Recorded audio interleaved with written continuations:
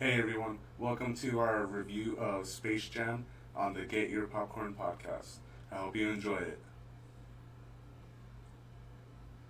When the world's greatest athlete, Michael Jordan, Oh, this is the original teams up trailer. with the world's best-loved cartoon Oh, God, here character, comes all the Bugs nostalgia. Bunny, you won't believe your eyes. Hey, that is. Pardon me, Mr. Jordan. Could I have your your John Hancock? What's going on here? We need your help! You heard of the Dream Team? Well, we're the Dude, that Mean is so Team. crazy. This movie just looks so old. Ready? I mean, I know it was released back in the 90s, but with technology You go to the nowadays, hole and dominate. this way would We look on defense. natural. But, Yeah. Whoa! oh man, I don't play defense. this movie did Warner not Brothers get presents Jordan, Bunny. Special delivery! Together, they I just still might remember save watching the this world. trailer in theaters. Space Jam. You've never seen anything like it. Mwah! Oh man, that's awesome. So old school. I just love watching old trailers like this. It just reminds you of how things were back in the day, and they always had the same guy doing that deep voice to introduce the trailer and to tell you like what's gonna happen. It's so cool. You're mine.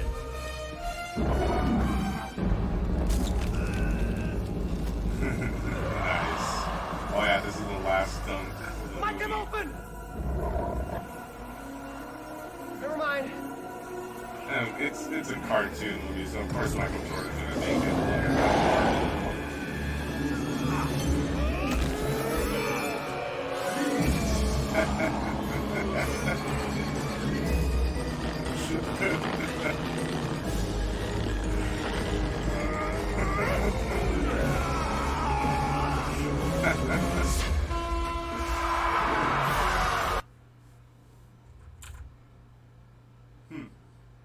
So I wonder if LeBron is gonna do that in a new Space Jam.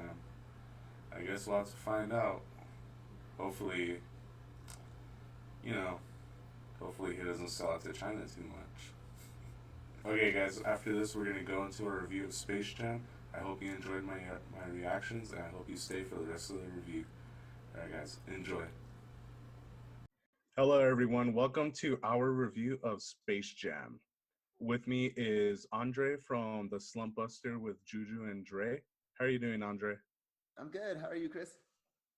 I'm doing very well. So let's start off with you. Tell me what you thought about Space Jam. Man, so I love Space Jam. It's one of my favorite 90s movie, right? Like if you're a kid that was growing up in the 90s, this is almost the perfect movie. You get the biggest sports icon possibly of all time, right? Mixed with some of the Looney Tunes, your favorite cartoon characters. And it makes just for a good, fun movie. I'm not going to say like it's the most amazing movie in the world, but it's definitely fun, exciting, easy to follow if you're a kid. And even if you're an adult, I think it still has some good adult jokes. What do you think, C-Money? Oh yeah, I really like this movie. I just want to go over some like pretty interesting facts. So of course the movie stars Michael Jordan, Bill Murray, one of the legendary actors, and Michael Jordan, one of the most legendary basketball players. And we also got Danny DeVito as Mr. Shockhammer and Billy West as Bugs Bunny and Elmer Fudd. The movie, when it came out, had a $80 million budget and it grossed $230 million. So for 1996, that is very successful. That's probably the most successful basketball movie of all time. Yeah, that's impressive. It's quite a bit of money. Oh yeah, and then what's crazy about the whole history of this movie is that the idea was actually started from a couple of Nike commercials with Bugs Bunny and Michael Jordan, which is the craziest thing. Yeah, that's cool. And then it spun off into a whole movie and is one of the most iconic movies, right? They're going to remake it with LeBron James. So, Oh yeah, but we'll see what happens with the second one. Hopefully he doesn't sell out. yeah, I totally agree. Another cool thing was that Looney Tunes is the most iconic cartoons of all time, and they hadn't made a new character in years, but Space Jam was the movie where they got Lola Bunny, and they thought, and they, I was watching a little video on it, and all that they thought of was, man, like Bugs Bunny really needs like a girlfriend, like like a romantic interest. So they thought of Lola Bunny right away. So they made her for the movie, and they had no idea how people were gonna like her. Turned out that she was everybody's favorite character in Space Jam.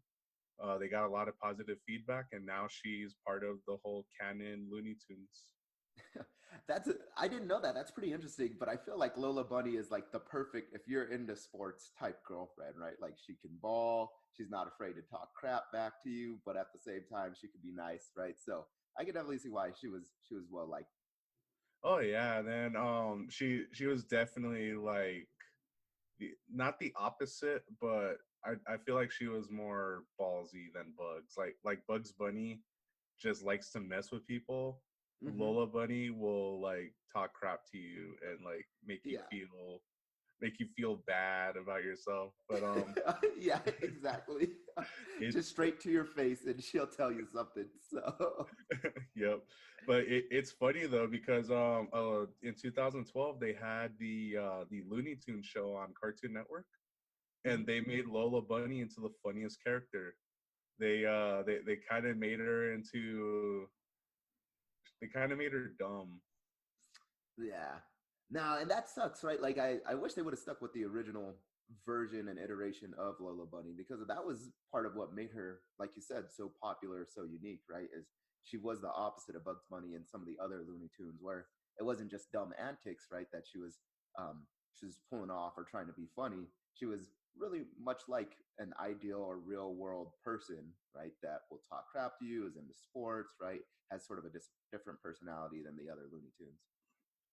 Yeah, so it was definitely interesting reading about Lola Bunny and how she was made for the movie, and now she's a canon character in the Looney Tunes universe. But also about this movie, what I think is really cool is back when I was a kid, I liked basketball, but I didn't really pay attention to it. So when I saw this movie as an adult, I started noticing a ton of basketball players. Like there's Charles Barkley, of course, which is like my favorite dude. I love Charles Barkley. I think he's so funny.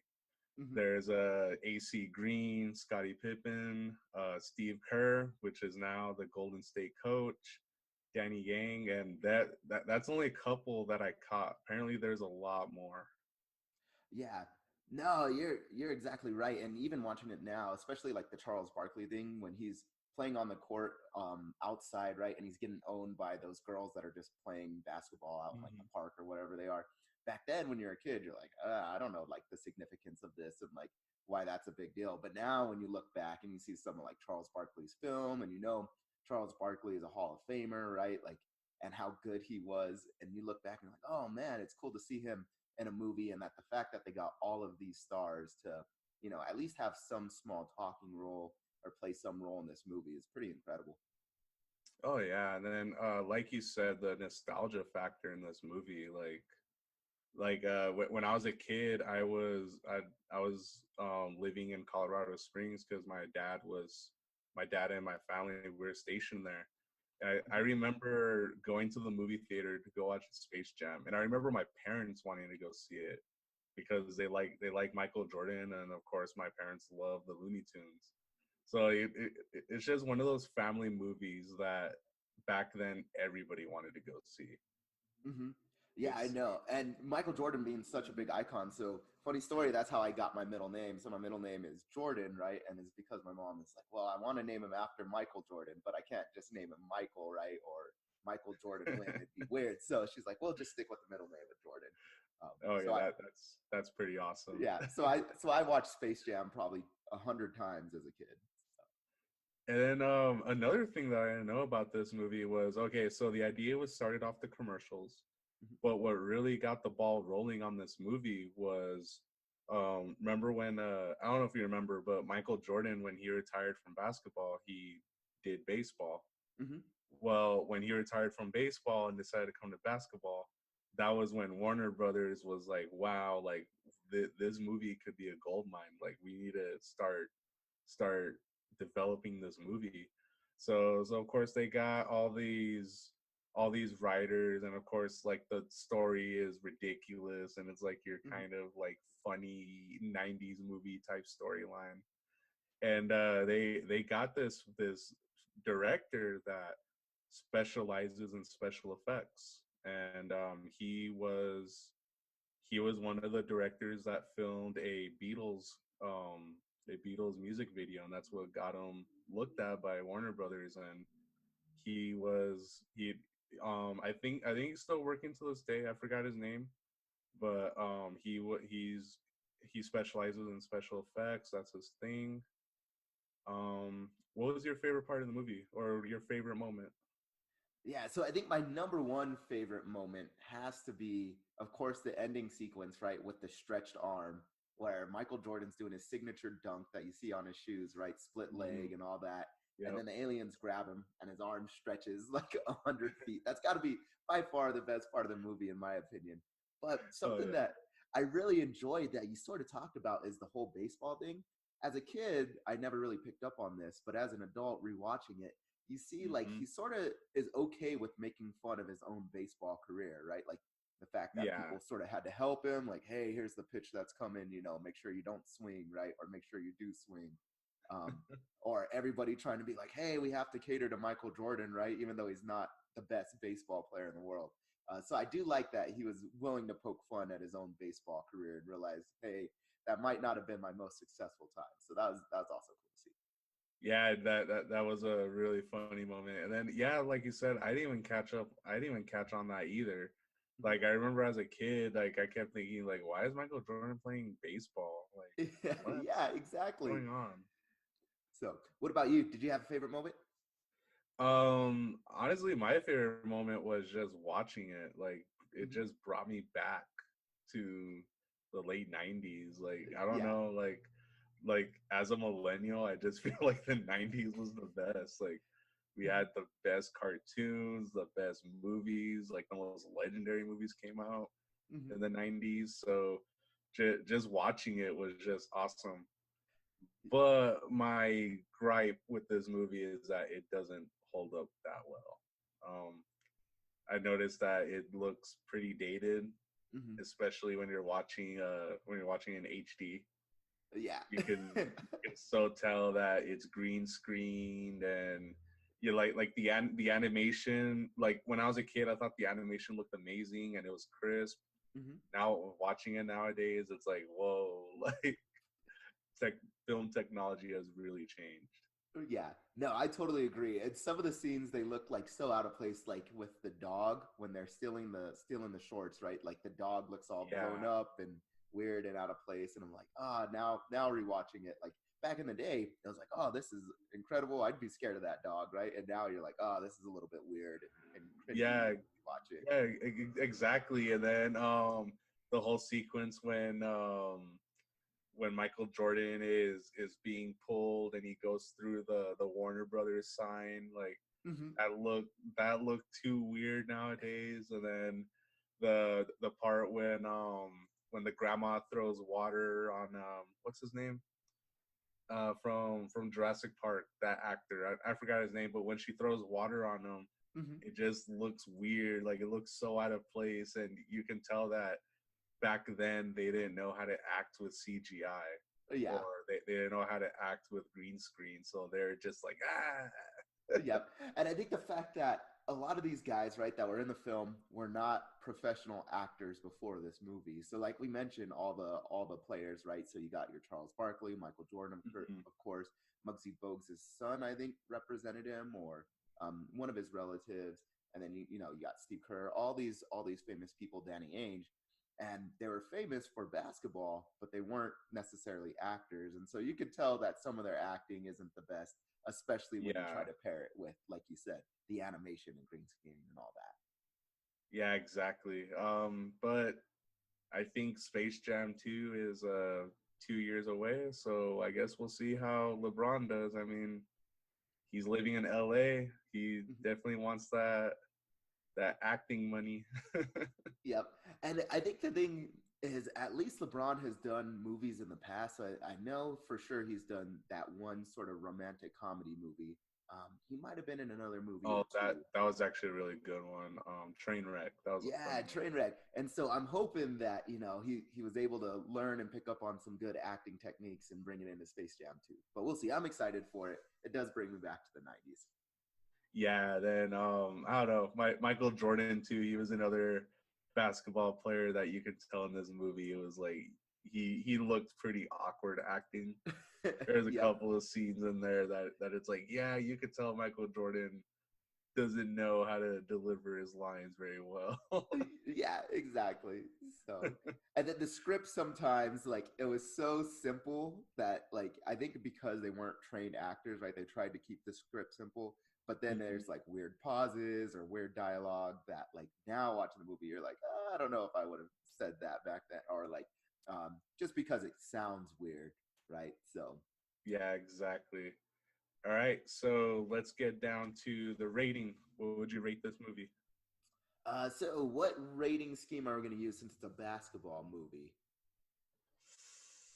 I mean, Slam Dunk would probably be the highest one. Okay, I would say, I would say that it's not the perfect slam dunk, but a very good lob, right? Like a nice, fun lob that you see, and you're like, oh man, that was cool. So not necessarily some crazy spinning slam dunk, but a good lob pass, maybe to an Anthony Davis that dunks it on somebody. So it's pretty good. Not the perfect movie, but definitely brings you back to the '90s. Fun to watch, and great for kids. Oh yeah.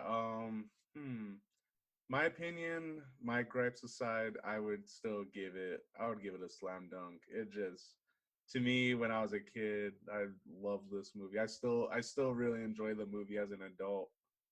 But like I said, with the movie it looks dated, but everything else is just great. And like you said, like there's a couple of adult jokes in there, and when you're an adult, you're like, what? Like they said that. Yeah. So, But it is a great movie for the family, and it's one of those movies that when I have kids, I would show them, but I don't think they would appreciate it like mhm. we do. Yeah, especially because they didn't grow up with those players, right? And they don't know how historic some of these guys are. Like you could tell them, but it's not the same as growing up and actually seeing them make it to the Hall of Fame, right? And be broadcasters now. Yeah, exactly. Like, and then yeah, a lot of these players are they're still iconic. Like, of course, Scottie Pippen, Steve Mhm. Kerr. He's with Golden State, even though they're not killing it this year, but he's still with them. Mhm. um, all right, so I'd give this movie a slam dunk. All right, guys, that is the end of our Space Jam review. I really hope you enjoyed it. We sure enjoyed this movie, as you can tell. But thank you guys for listening, and have a good day.